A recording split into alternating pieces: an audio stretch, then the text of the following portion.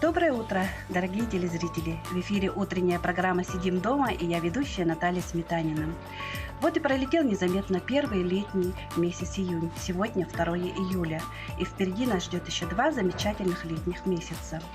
2 июля вся общественность нашей республики широко отмечает День реки Лена, нашей величавой красавицы реки Лена, главной водной артерии. Также 2 июля мы отмечаем День спортивного журналиста, и я от всей души поздравляю своих коллег с этим замечательным профессиональным праздником. Также 2 июля по народному календарю это День Зосимы Пчельника. В этот день существовали и особые приметы. Если пчелы летели к улью, то будет дождь, а если сидели на стенках улья, то будет очень жарко. Погода нас балует, стоят крайне жаркие дни. Как не получить тепловой удар и как спастись от солнечных ожогов и как оказать первую помощь в этом случае, расскажет врач-анестезиолог, реаниматолог, руководитель НКО «Школа первой помощи Республики Саха-Якутия» Наталья Иванова. Добрый день, уважаемые зрители! Вот и наступило долгожданное якутское лето. Но несмотря на всю благодать, жара является причиной возникновения теплового удара, перегревания организма и солнечных ожогов. Когда же возникает перегревание и тепловой удар?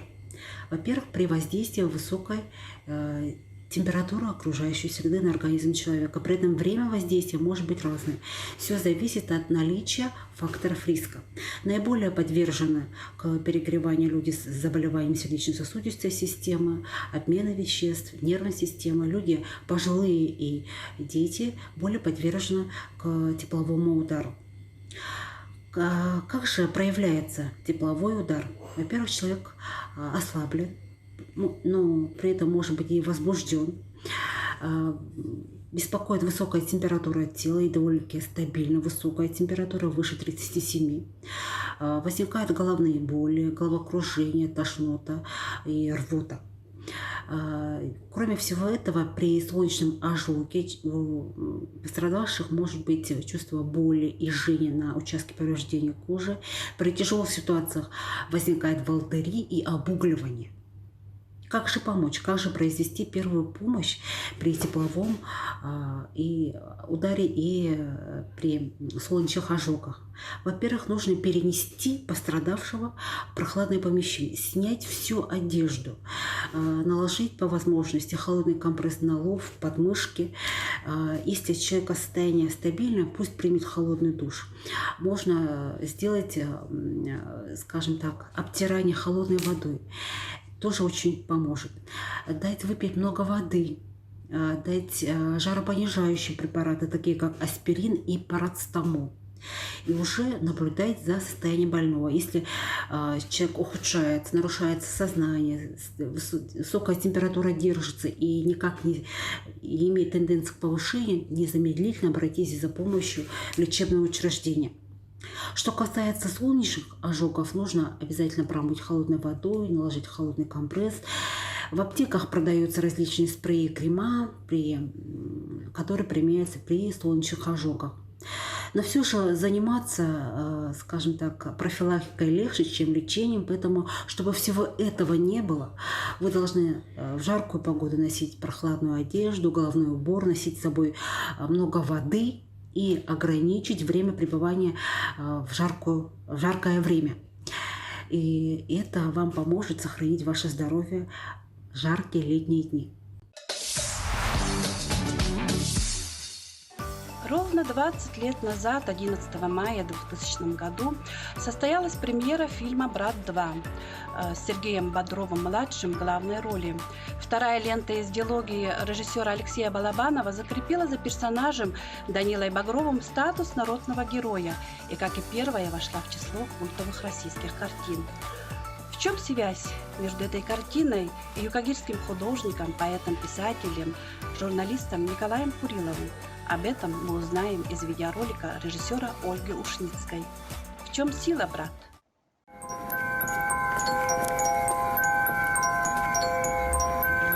Я узнал, что у меня есть огромная семья и тропинка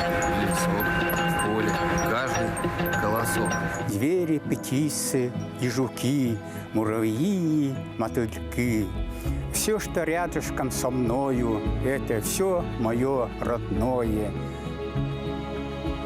Стихотворение это я написал в 1984 году.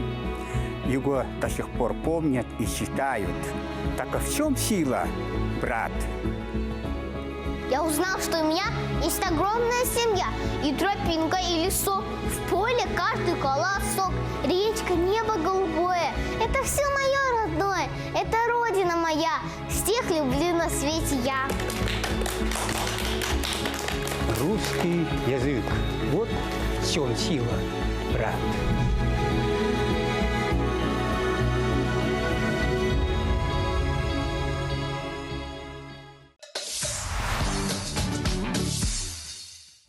Порой бывает так, что мы не знаем обо всех способностях самых простых вещей, которыми часто пользуемся.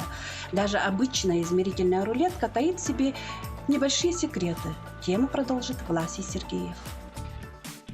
Измерительная рулетка – инструмент, без которого сложно представить ведение строительных и ремонтных работ. Однако даже самая простая рулетка таит в себе возможности, о которых знают не все. Начнем с самого простого, а именно с подвижного зацепа. Данная деталь инструмента болтается неспроста, ведь измерение рулеткой проводится как от предмета, так и с его захватом. При измерении от предмета зацеп служит нулевой отметкой, а в случае с захватом предмета зацеп выдвигается на свою толщину, и нулевая отметка снова совпадает с краем предмета. В зацепе есть небольшое отверстие, которое позволит вам зацепиться за гвоздь или саморез, что поможет провести точный замер при больших расстояниях. С помощью небольшой доработки мы можем приспособить рулетку к рисованию окружностей. Для этого переносим фиксирующий крепеж к краю инструмента и зажимаем карандаш. Теперь мы можем легко рисовать окружности нужного диаметра. Также это улучшение позволяет очень удобно делать обычные замеры. При измерении различных проемов мы можем столкнуться с тем, что нам будет трудно просунуть ленту в угол и сделать точный замер. В этом случае следует использовать корпус инструмента как продолжение ленты. На каждой рулетке производитель указывает длину корпуса, которую и нужно прибавить к показаниям ленты. Также есть второй способ. Просто делаем два измерения в противоположных направлениях и складываем результаты. С помощью рулетки мы можем легко поделить любое число на 2. Для этого мы берем зацеп и подводим его к тому числу, которое хотим разделить. Результат мы увидим в центре сгиба ленты. Надеемся, что эти советы помогут вам в работе. Пусть процесс замера будет комфортным, а результаты точными.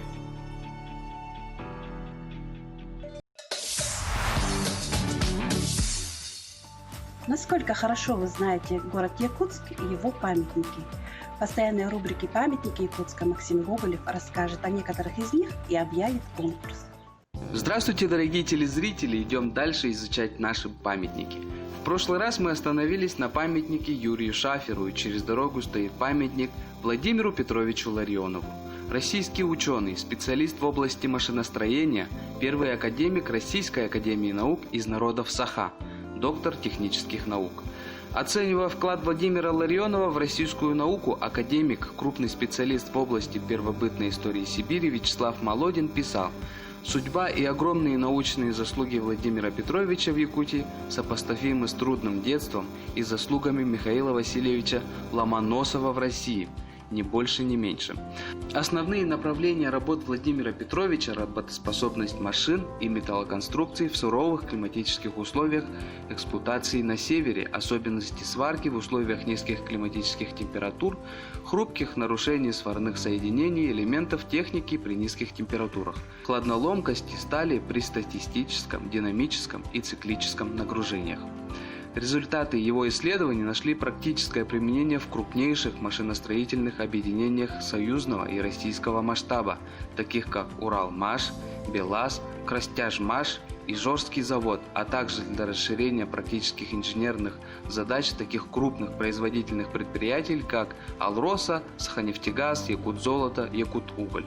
Также его идеей была огранка алмазов в Якутии. Роль Владимира Петровича в создании Туймада Даймонд, Саха Даймонд в развитии алмазодобывающей промышленности первостепенна.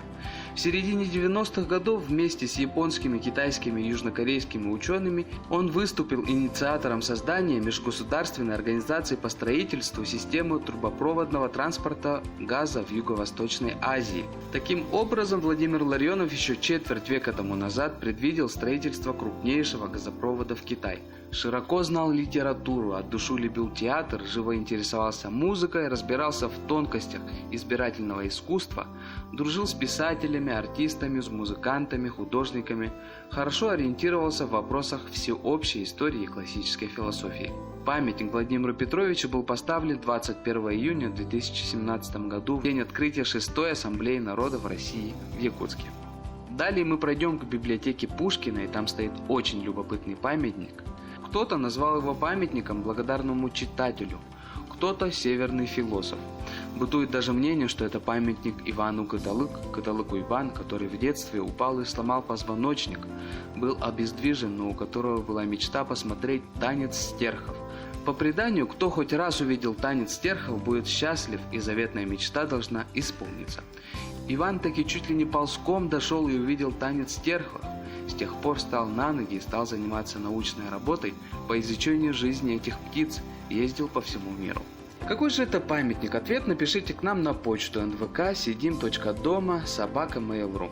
Первому, кто ответит правильно, мы подарим приз. И пройдя здание НВК Саха, мы подходим к скверу Николая Алексеевича Кондакова, участника Великой Отечественной войны, командира огневого взвода 1073-го армейского истребительно-противотанкового артиллерийского полка 5-й гвардейской армии 1-го Украинского фронта, старшего лейтенанта, Героя Советского Союза. Родился 12 июня 1920 года на территории Жемконского сельсовета, ныне Вилюйского района Якутии, в крестьянской семье. В 1938 году окончил Вилюйское педагогическое училище, работал учителем. В Красной армии с июня 1942 года Николай Кондаков 25 января 1945 года при форсировании реки Орден в районе населенного пункта Дёберн, ныне Добжень-Великий, расположенного в 5 километрах северо-западного поселка города Ополе, поддерживая подразделение 173-го гвардейского стрелкового полка, первым переправил орудие, введенное ему в воду, на левый берег и способствовал захвату и расширению плацдарма. Прямой наводкой умелый артиллерист подавил 6 пулеметных точек и уничтожил до взвода гитлеровцев. К званию Героя Советского Союза главный сын якутского народа представлялся в апреле 1945 года. После военного времени жил в Якутске, работал главным редактором комитета по телевидению и радиовещанию Совета Министерства Якутской автономной ССР. Член Союза журналистов СССР, почетный радист СССР. Именно его памятник и сквер сейчас стоит сбоку здания нашей национальной вещательной компании «Саха». Спорт продолжает постепенно возвращаться к привычному режиму. Во всем мире возобновляются соревнования по различным видам, а это значит, что нам есть о чем вам рассказать. Смотрим обзор спортивных новостей. Друзья, давайте начнем с событий в мировом спорте. Финальные раунды Кубка Дэвиса и Кубка Федерации по теннису перенесены на 2021 год из-за пандемии коронавируса. На такой же срок отложены и предварительные раунды турниров, которые были запланированы на 2020 год. Финал Кубка Дэвиса должен был пройти в Мадриде с 23 по 29 ноября, а решающий раунд Кубка Федерации в Будапеште с 14 по 19 апреля. По новому плану финалы турниров состоятся практически в эти же дни, но уже в 2021 году. Поединок между российским боксером Александром Поветкиным и британцем Дилианом Уайтом состоится 22 августа в британском городе Брентвуд. Напомним, данный бой по первоначальному плану должен был пройти 2 мая, но был перенесен из-за коронавируса. В данный момент на счету 40-летнего Поветкина 35 побед, из которых 24 нокаутом, 2 поражения и 1 ничья. В активе 32-летнего Уайта 27 побед, 18 нокаутом и 1 поражение. Победитель этого поединка станет претендентом на титул чемпиона мира по версии Всемирного боксерского совета. Стали известны даты матчей российских футболистов по групповой стадии Лиги наций. В ближайшей игре, которая пройдет 3 сентября, они на выезде сойдутся с командой Сербии. 3 днями позднее россияне также в гостях встретятся со сборной Венгрии. 11 октября наша команда на своем поле примет турецких футболистов. 14 числа подопечные Станислава Черчесова дома сыграют с венграми. 15 ноября на выезде с турками, а 18 ноября в гостях с сербами. По плану организаторов Лиги наций финальная часть турнира должна завершиться 8 июня 2021 года. Перейдем к событиям нашего региона. Якутский полузащитник футбольной академии Чертанова Артем Соколов вошел в число самых одаренных игроков России не старше 18 лет по версии издания «Советский спорт». Напомним, якутянин в минувшем сезоне в составе Чертанова стал чемпионом юношеской лиги страны, тем самым получив путевку в юношескую лигу УЕФА. Также Соколов был признан лучшим футболистом ЮФЛ, был включен в символическую сборную лиги, получил приз лучшему футболисту Чертанова среди игроков 2003 года рождения и дебютировал в основной команде клуба в матче футбольной национальной лиги. В 13 матчах ЮФЛ якутский полузащитник забил 5 голов и сделал 3 результативные передачи. Якутский жокей Александр Лиханов завоевал 3 медали 7-го этапа конно-спортивного турнира «Терра Башкирия», который прошел в Уфе. Как сообщает «Спорт Якутии», Лиханов стал победителем заездов на приз города Уфы на 2000 метров и большого летнего приза на 1630 метров. Также в его активе 2-е место в заезде на приз аналогичный. Всего в активе Александра Лиханова насчитывается 196 стартов на ипподромах Казани, Москвы, Уфы и Пятигорска, в которых он одержал 26 побед и 120 раз входил в число призеров. Друзья, на этом у нас все. Занимайтесь спортом и будьте здоровы. До скорых встреч в эфире.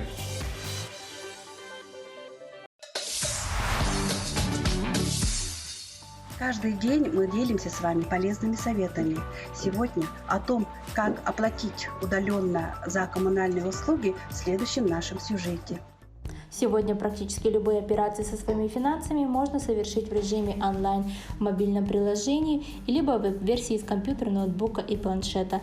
Это не только наиболее быстрый и удобный, но и самый безопасный способ оплачивать жилищно-коммунальные услуги. Оплатить жилищно-коммунальные услуги возможно следующими способами. На портале «Электронная ЖКХ», портал государственных и муниципальных услуг Республики Саха-Якутия, через личный кабинет на сайте ГИС ЖКХ и на сайтах ресурсно-снабжающих предприятий регионального оператора по обращению с твердыми коммунальными отходами, на сайте Почты России и мобильные приложения банков. Взносы на капитальный ремонт можно оплатить на сайте Фонда капитального ремонта.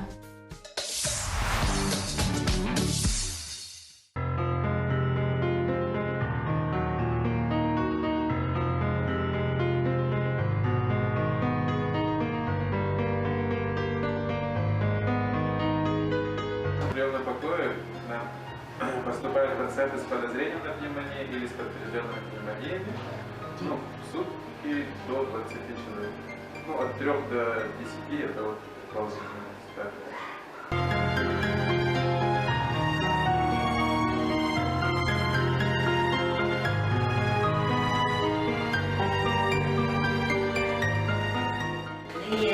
В основном семейные очаги, семейные контактные, по работе. С одним человеком приходит к нам несколько его контактов.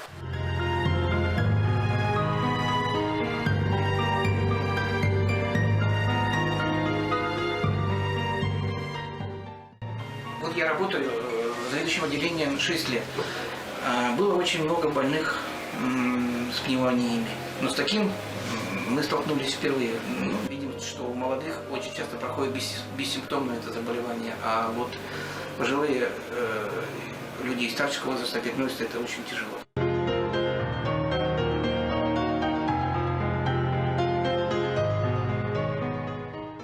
Судя по тем больным, которые к нам поступают, у нас сейчас на сегодня находится больше 100 человек в отделении. Из них в тяжелом состоянии где-то около 20 человек находится. 5 человек в крайне тяжелом, в реанимации у нас лежат. Но это в основном, конечно, пожилые наши пациенты.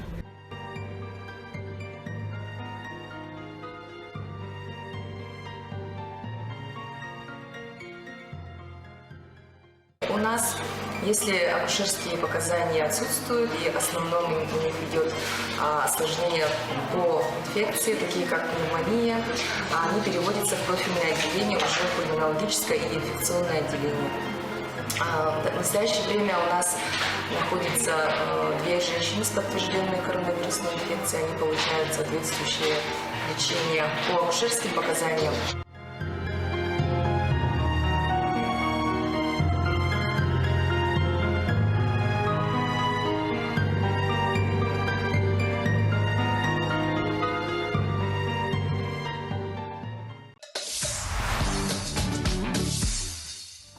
За время карантина я, наверное, посмотрела все те фильмы, которые по ряду причин не могла посмотреть или мечтала посмотреть. И это было очень увлекательно и интересно. О новинках киноиндустрии расскажет Катерина Винокурова. Всем привет!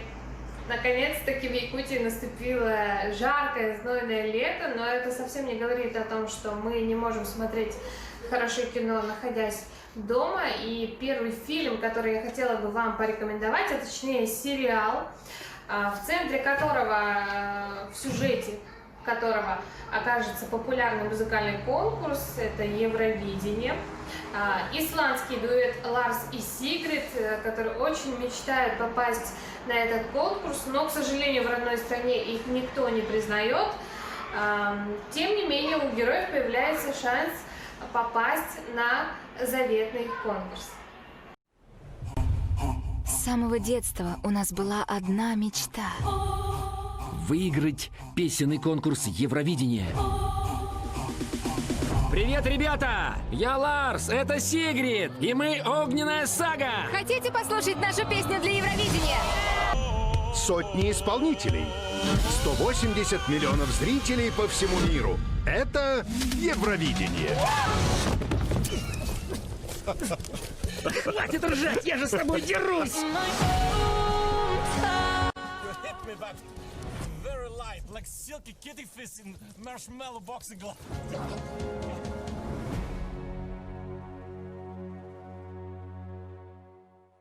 Ну а далее я предлагаю вам посмотреть обаятельную, предсказуемую, но тем не менее очень уморительную, смешную романтическую комедию о том, как покорить школьного принца, если покорять его нечем. В каждой тусовке есть такая страшила, рядом с которой остальные красавицы. Милое трепло, с которым никто не захочет спать. Ты одна из них, поздравляю. CBS Films представляет. Вы почему мне не сказали, что я ваша жопа? Кто? Как ты смеешь? Я ни при чем. Еще как при чем. Не хочу я быть жопой, хочу быть привлекательной. Я помогу тебе с физикой, если поможешь мне с этим. Тебе-то легко, а мне из жопы человека делать. Ты что, в пижаме? От тебя я жду правды. Ты прячешь сиськи, осанка мрак. Прекрати одеваться, как диснеевский Ральф. Бум, это правда.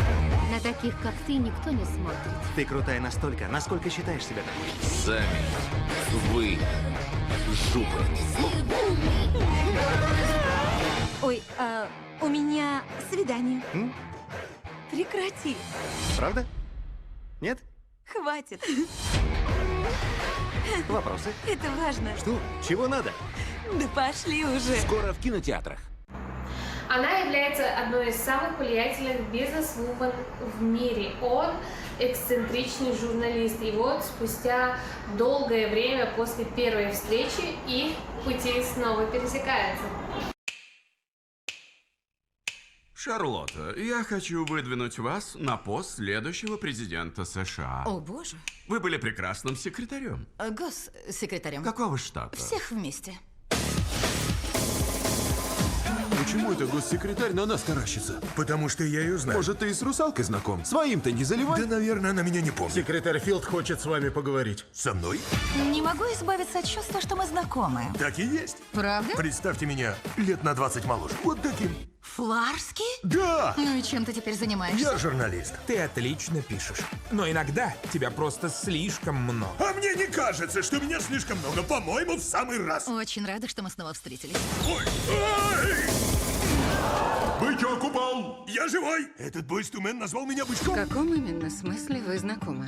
Меня иногда просили с ним посидеть. Вы были у него няней? Да, как время с ним обошлось. Мне нужны редакторы, чтобы добавить перца в речи, а Фред очень недурно пишет, и он меня знает. О, Он меня пугает. Мы просили 1000 избирателей. Что они скажут, если Кейт Миддлтон, поняла, к чему клонит, станет встречаться с Дэнни Девито? Реакция негативная. Последний раз ты отрывалась на концерте Spin Doctors? У нас проблемы. У меня такие проблемы. Что стряслось? Вода кончилась! Он такой гибкий, да? Да. Ой. Всем спасибо за внимание. Надеюсь, что было полезно. Отличного вам времяпрепровождения и приятного просмотра. Дорогие телезрители, мне было очень приятно провести сегодня с вами утро. Берегите себя, будьте здоровы. До следующих встреч в эфире.